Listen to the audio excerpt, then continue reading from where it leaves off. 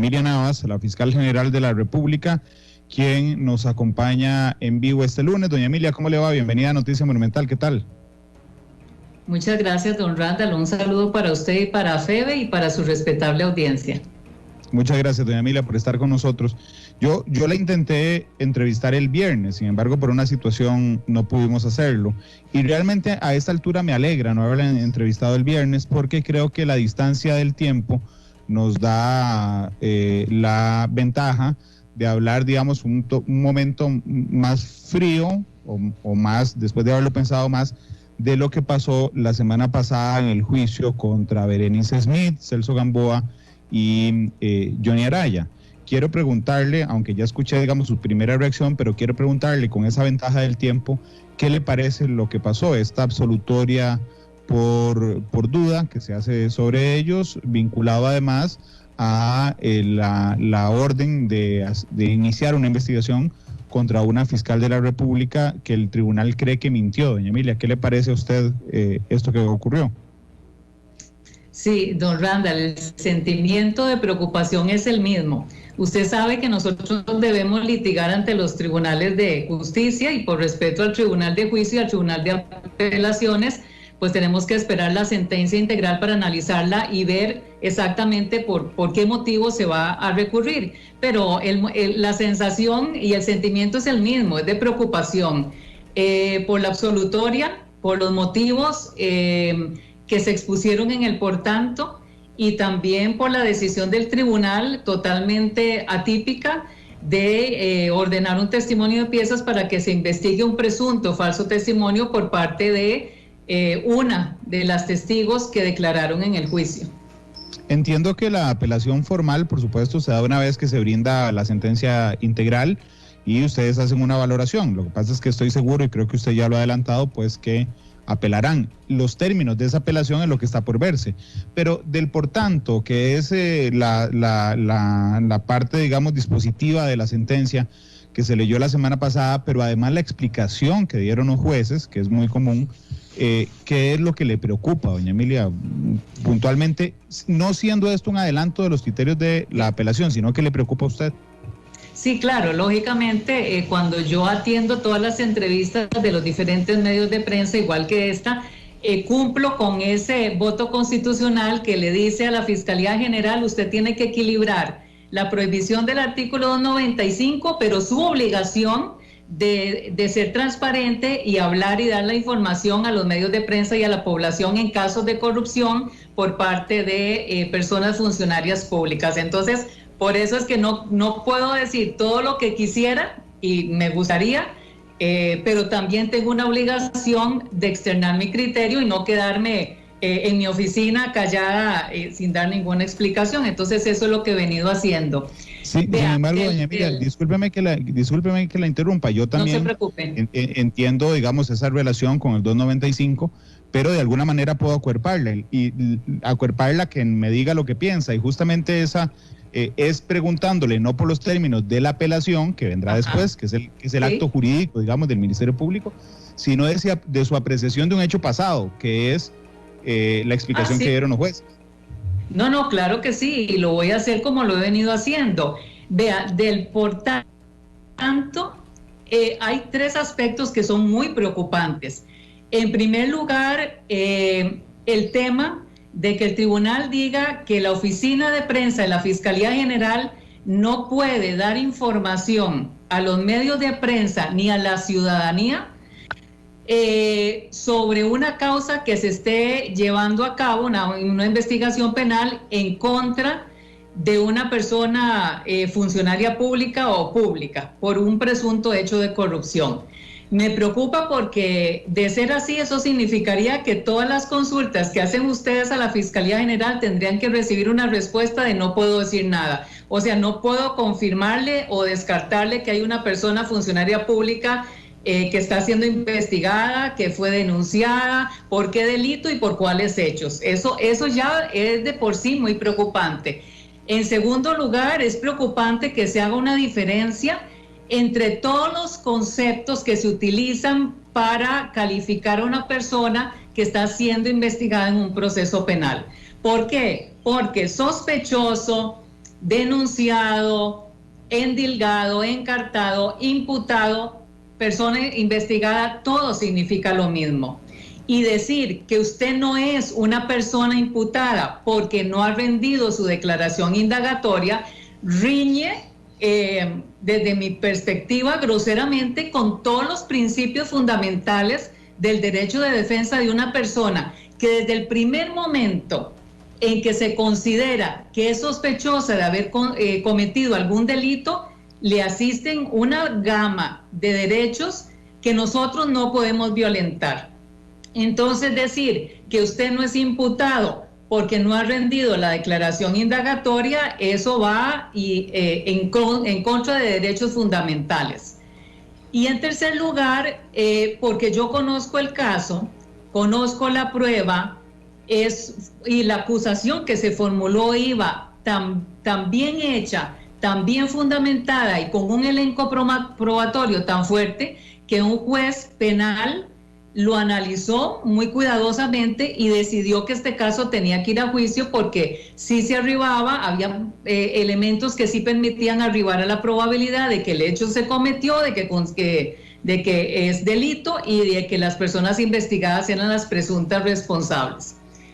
Entonces, conociendo el caso, me llama poderosamente la atención que no se haya creído en una de las, en dos, ¿verdad? Pero a una le ordenaron testimonio de piezas, en las dos testigos de cargo que más incriminan a las personas investigadas la comisión del hecho.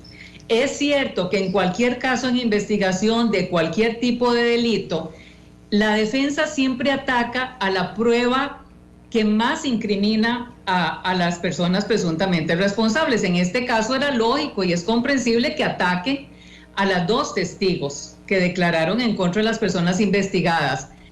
Pero si usted pudiera estudiar el expediente y conocer el expediente como lo conozco yo, no hay absolutamente nada que permita afirmar que la licenciada Natalia Rojas mintió o que la licenciada Tatiana Vargas, jefe de prensa del MP en esa época, también mintió.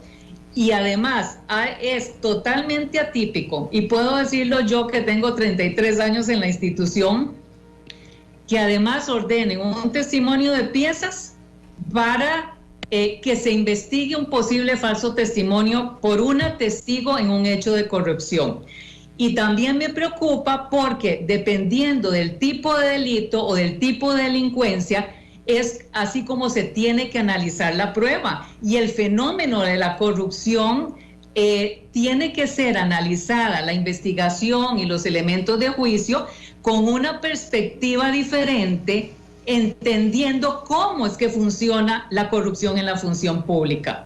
Entonces, por eso es que me llama mucho la atención. Ahora, definitivamente la señora jueza del tribunal dijo, en la sentencia integral vendrá analizado con mayor profundidad, pero yo que conozco el caso no me puedo imaginar cuáles serán los argumentos. Entonces, en ese sentido, que fue someramente lo que la señora jueza dijo, pues lógicamente me preocupa porque va más allá de un análisis de prueba en una investigación de hechos presuntamente de corrupción. Doña Miriam, permítame ir por partes de lo que me acaba de decir, porque desde hace mucho tiempo, no ahora, yo conozco su posición esta de que endilgado, encartado, indagado, sospechoso, detenido, investigado significan exactamente lo mismo. Pero le quiero preguntar, en sus argumentos, ¿cómo diferenciaría usted? Le voy a poner un ejemplo para que la audiencia lo tenga más claro. Si yo en este instante estoy conversando con usted, 11:48, y alguien llega y me pone una denuncia que yo a las 11:45 asalté un banco, bueno, es decir, que a todas luces no puede ser, pues estoy hablando con usted aquí, ok, bajo su criterio, yo pasaría a ser un imputado por asalto, ok. El Ministerio Público va a revisar la credibilidad de la denuncia, las pruebas existentes, si encuentra pruebas que lo acerquen a una probabilidad de que sea así, me llamará a ser indagado para decirme, vea Randall, contra usted existe esta denuncia, estas pruebas que tenemos y nos parece que usted se asaltó un banco, y si no, pues archivarán la denuncia. Ok. ¿Cómo se llamaría en su criterio entonces una vez, porque según su criterio yo estaría imputado desde ya por asalto, ¿verdad? Es que, don Randall, no es mi criterio, es el criterio de la Sala de Casación Penal y es el criterio de la Sala Constitucional. Que no, está bien, doña Emilia, discúlpeme, Perdón, lo que quiero entender dígame, es, sí. ok, una vez que me indagan, ¿en qué me convierto? Sigue siendo imputado. Usted desde el momento en que es denunciado es imputado. En el momento en que lo indagan sigue siendo imputado. Si solo tiene sospechas de que usted fue, con solo sospechas usted es imputado. Y desde la más mínima sospecha hasta la indagatoria y hasta juicio, usted sigue siendo imputado. Y tiene el derecho fundamental de defensa. Le voy a poner un ejemplo para que tal vez la audiencia entienda. Sostener que usted no es imputado hasta que haya rendido una declaración indagatoria significa que se puede allanar su casa y que usted no tiene derecho de llamar a un abogado y que el abogado esté presente. Que usted sea sospechoso y vaya a un reconocimiento físico y no tenga usted derecho de tener un defensor en la rueda de personas.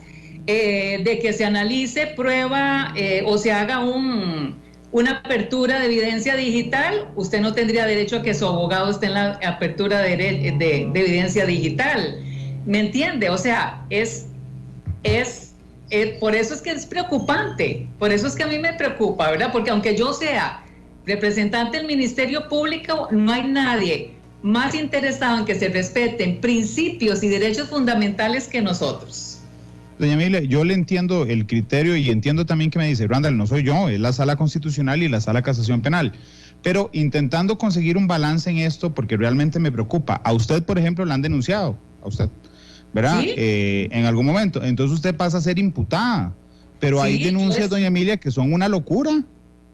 No importa, no importa. Yo he sido imputada y en este momento puedo ser imputada porque todavía hay causas que se han puesto en contra mía desde que tengo el cargo de fiscal general. Y desde el momento en que alguien me denuncia, como cualquier persona investigada, tengo principios y derechos fundamentales.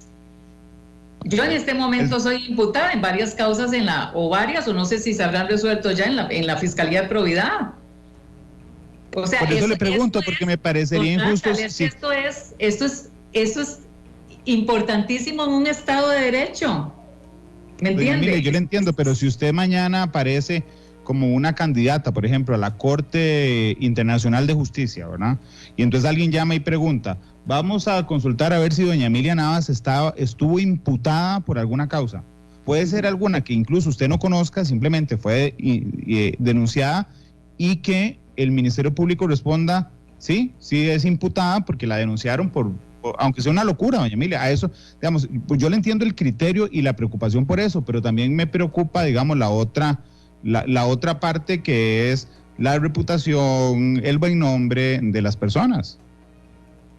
Sí, pero don Randall, digamos, yo que he venido sufriendo desde hace, como dicen, 3 años y 4 meses, una serie de denuncias, desde mi perspectiva, tendientes a desacreditar mi gestión, digamos, cuando usted no tiene nada que temer en un Estado de Derecho, usted simple y sencillamente se limita a la investigación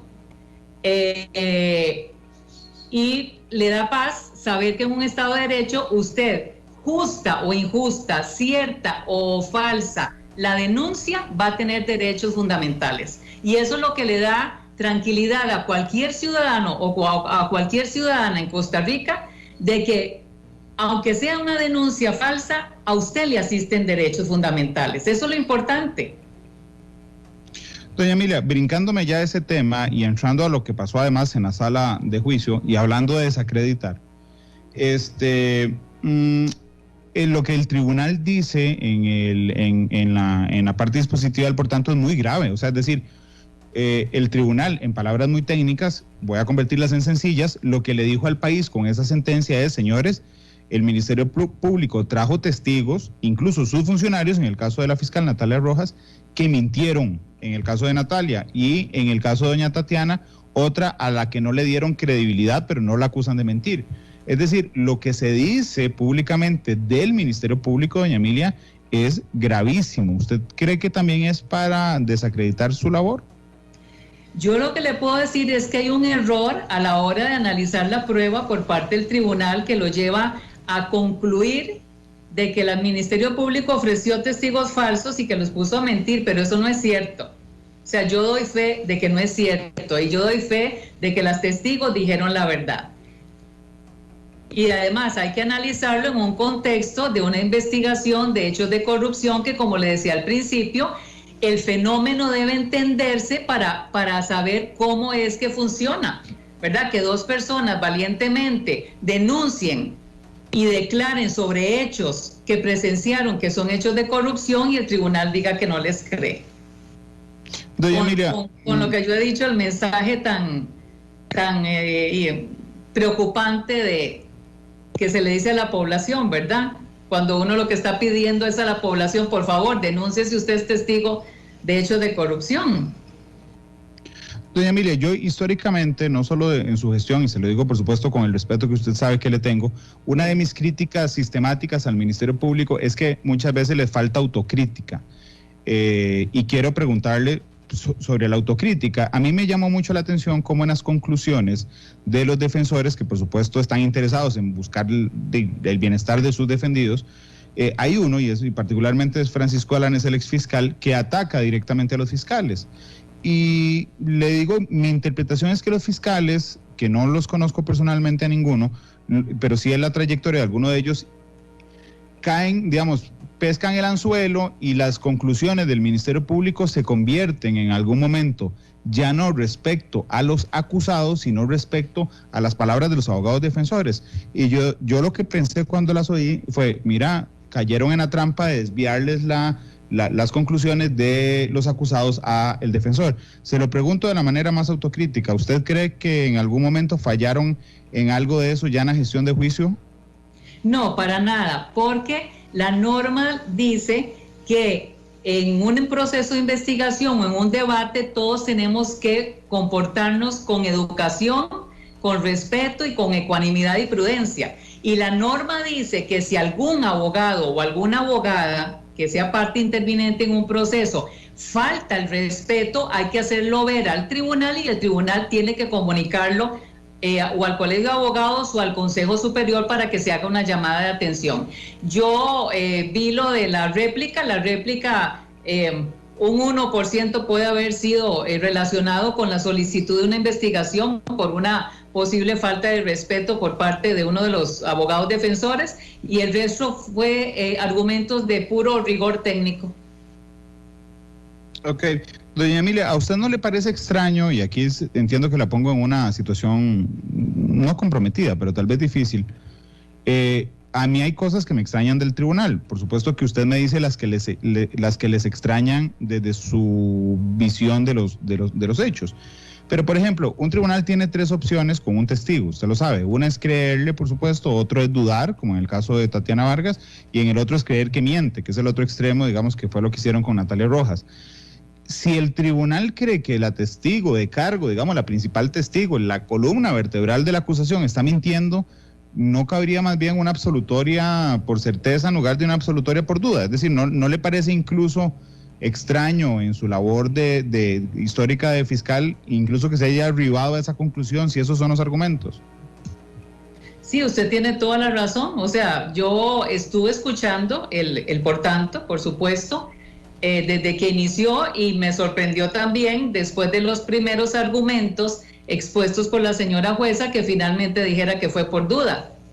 Pero esas son las cosas que vamos a analizar ya con la integralidad de la sentencia. Pero sí, no me lo esperaba, ¿verdad? De todo lo que digo para terminar diciendo que no creía en la inocencia de las 3 personas investigadas, porque al final eso significa dudar. Dudar es: no creo en que usted sea inocente, pero tampoco tengo prueba para demostrar su culpabilidad. Sí, ¿le parece una inconsistencia como a mí, entonces? Sí, me llamó mucho la atención. Doña Emilia, le tocará al Ministerio Público ahora entonces, por orden del tribunal, testimoniar piezas en español, abrir una investigación, a ver si la fiscal Natalia Rojas mintió. Y yo entiendo, por supuesto, que el Ministerio Público es objetivo. ¿No le parece que usted ya adelantó criterio cuando usted dice yo le creo a la fiscal y resulta que ahora el Ministerio Público, aunque a usted le parezca una locura, digamos, la investigación a Natalia Rojas, ¿no le parece que usted ya adelantó criterio diciendo yo le creo a doña Natalia cuando tiene que investigarla a ver si mintió? Sí, vean, no hay ningún problema. En primer lugar, no procede abrir todavía testimonio de piezas porque la sentencia no está firme. Entonces, como nosotros la vamos a recurrir, no sé si alguien más lo hará, la sentencia no está firme. En el momento en que quede firme, tal y como está, si tuviera que abrirse una investigación, le toca a la Fiscalía de Probidad, Transparencia y Anticorrupción, que trabaja de manera independiente de la Fiscalía General. Entonces será el fiscal adjunto de Probidad el que realice la investigación, pero eso en el caso de que la sentencia se confirme en todos sus extremos. En este momento no se puede abrir porque la sentencia no está firme. Ok, eso es interesante, no es que ya abrieron una investigación, no, será no hasta procede. que adquiera firmeza que se abre. Exactamente. Doña Emilia, hoy leí algunos comentarios en redes sociales cuando anunciamos que iba a estar aquí y la gente dice, se le cayó lo de Chavarría, hablando de otro proceso contra el exfiscal Chavarría, que no está vinculado con el cemento, pero que surgió, digamos, en medio de esa dinámica, y este caso de Johnny Araya, Celso Gamboa y Berenice Smith. ¿Siente usted que van alguien usó la palabra fracaso, pero no quiere usar una tan fuerte? ¿Creen que van fallando en los procesos penales que se han derivado, digamos, de ese momento histórico en el que estalló un montón de casos en el país, doña Emilia? No, en absoluto, y le voy a explicar por qué. Que esto es algo importantísimo, que la población entienda el costo de lo que significa vivir en un Estado de Derecho y democracia. El Ministerio Público está obligado a hacer las investigaciones y a llevar a cabo la persecución penal de los hechos cuando se abre de oficio o se presentan denuncias o alguien informa de que se cometió un delito. Estamos en la obligación de hacer de la mejor manera la investigación, recabar toda la prueba y tomar una decisión. En caso de que acusemos, estamos obligados a fundamentar la acusación, como se hizo en este caso, y a ofrecer prueba que sustente la acusación. Y luego, si un juez o una jueza de la República dice, sí, esto amerita que vaya a debate, porque ese es el filtro que hay cuando el Ministerio Público formula una acusación en cualquier caso, entonces el caso llega hasta debate. Y es en debate cuando los miembros del tribunal que conocen del caso deciden si el Ministerio Público los convenció o si los convenció la defensa o llegan a tener dudas. Y entonces es el tribunal el que dice, no es suficiente para mi juicio la prueba que usted ofreció para sostener que la persona es responsable de un delito, o con esa prueba o la que me ofrece la defensa, sí puedo acreditar la inocencia, o tengo dudas y la duda favorece a la persona investigada. Entonces, ¿qué es lo que pasa? Que al final, si el tribunal absuelve cuando el Ministerio Público había acusado, es porque no comparte la teoría del caso del Ministerio Público y la prueba ofrecida no es suficiente, pero eso no se puede llamar fracaso. Y vea, le voy a decir que en la historia de mi trabajo en el Ministerio Público ha pasado igual. El Ministerio Público muchas veces ha pedido absolutoria en juicio y el tribunal condena. Y usted dice, ¿cómo es posible? Pero es que ahí es donde viene la decisión final del tribunal de qué es a su juicio, de acuerdo a la prueba que tiene en sus manos, lo que pasó. Eso es vivir en un Estado de Derecho, eso no es un fracaso. Doña Emilia, hay varias personas que nos están escuchando y viendo, que cuando le pregunté lo de Natalia Rojas, si era adelantar criterio, usted me dice, no, Randall, porque abriremos la investigación hasta que quede en firme una vez que se ha presentado la apelación. Eso me queda claro, pero me parece que no nos ha quedado claro por qué usted considera que el hecho de que usted, que es cabeza del Ministerio Público, haya dicho ya, porque lo dijo públicamente, no, yo le creo a Natalia Rojas y no mintió, no sea adelantar criterio, doña Emilia, tomando en consideración que el fiscal de probidad, que por supuesto trabaja parte de la Fiscalía General, finalmente es subalterno suyo, doña Emilia. Sí, eso no es adelantar criterio porque es algo que todo fiscal y toda fiscala tiene que hacer cuando realiza una acusación en un caso. Si usted no cree o le genera dudas a algún testigo o alguna testigo, usted no puede formular una acusación. Por eso es que es importantísimo cuando uno formula una acusación y ofrece testigos, haberlos tenido, haberlos entrevistado, haber hecho un análisis de qué declara, cómo declara y qué es lo que dice. ¿Por qué? Porque es mi obligación, cuando yo formulo una acusación, creer en el testigo. Yo no puedo ofrecer un testigo y fundamentar una acusación en el dicho de una persona si yo tengo dudas. Entonces, ¿qué pasa en este caso? Cuando uno hace el análisis después de que termina la etapa preparatoria y usted dice, ok, voy a analizar los peritajes, voy a analizar este dictamen, voy a analizar los testigos. Si usted no cree en un testigo, usted no lo ofrece. Y si no cree en ningún testigo, y esa era la prueba principal, usted no acusa. Para que usted acuse y ofrezca un testigo o una testigo, tiene que creer en el testigo y en la testigo. O sea, eso es obligación suya como fiscal hacer ese análisis. Y como yo conozco el caso, yo le puedo decir que no hay nada en el expediente que permita dudar de la veracidad de las declaraciones de estas dos personas. Pero eso es un ejercicio que se hace en todos los casos, no solo en este. Y es un ejercicio obligatorio para el fiscal y la fiscala porque usted no puede acusar con base en testimonios de los que usted pudiera dudar. Doña Emilia, finalmente me quedan dos preguntas muy puntuales. Sí. Una de ellas tiene que ver con, hay fiscales especializados, es decir, fiscales que se encargan de probidad, de delitos contra la propiedad, bueno, hay fiscales especializados, pero los jueces no. Es decir, un tribunal de juicio podría estar hoy enfrentando dirigiendo un juicio por narcotráfico, mañana uno por robo de carros, al día siguiente uno por asaltos bancarios y al día siguiente uno de corrupción.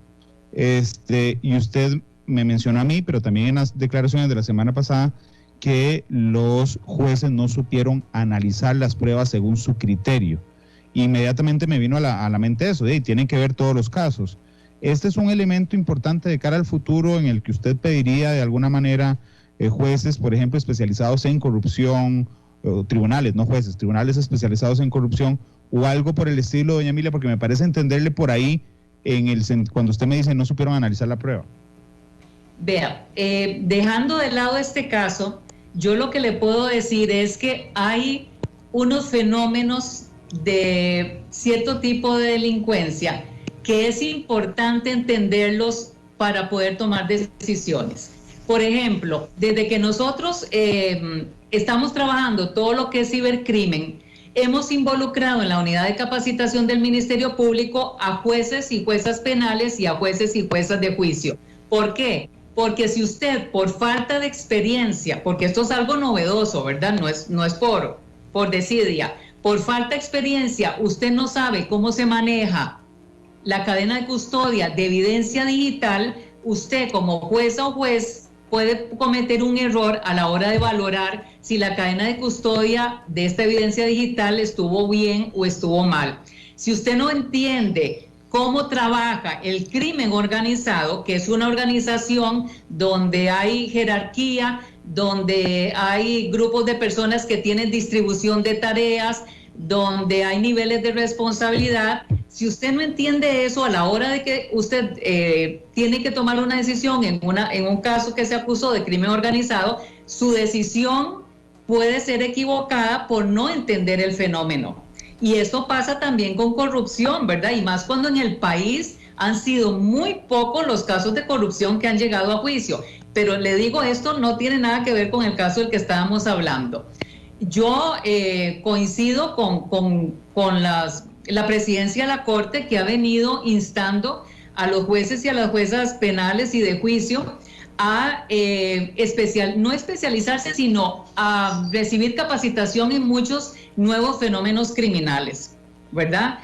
Por ejemplo, nosotros tenemos una situación con legitimación de capitales, ¿verdad?, que eso nos ha llevado a hablar con presidencia de la Corte para pedirle a presidencia que trabaje con la Escuela Judicial para que los jueces y las juezas de la República sean capacitados para que cuando un caso así les llegue puedan entender cómo es que funciona una organización criminal que legitima dinero y qué es importante a la hora de allanar, a la hora de buscar, a la hora de tomar en cuenta para acreditar o desacreditar que hubo ese delito. Entonces, no es que ellos se especialicen, sino que se lleguen a capacitar, como lo hacemos en el Ministerio Público, de todos esos fenómenos criminales nuevos que está sufriendo Costa Rica. Por ejemplo, otra situación es con los delitos ambientales. Los delitos ambientales no se trabajan ni se entienden como se entiende un robo, un hurto, un daño o un delito culposo. Y eso significa que hay mucho que estudiar y mucho que entender. Entonces nosotros pues siempre hemos coordinado con la presidencia todo lo que tiene que ver con capacitación para que tanto los fiscales y las fiscalas como la judicatura esté bien capacitada para que si en algún momento en sus manos se pone algún caso de estos fenómenos criminales novedosos de hace un tiempo para acá, puedan tener el conocimiento para poder tomar una decisión. Doña Emilia, le agradezco enormemente los minutos que nos ha regalado. Muchas gracias. No, gracias a usted, don Randall, que esté bien.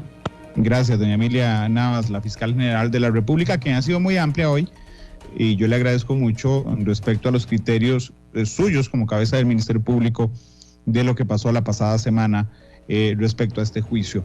Son las 12:10.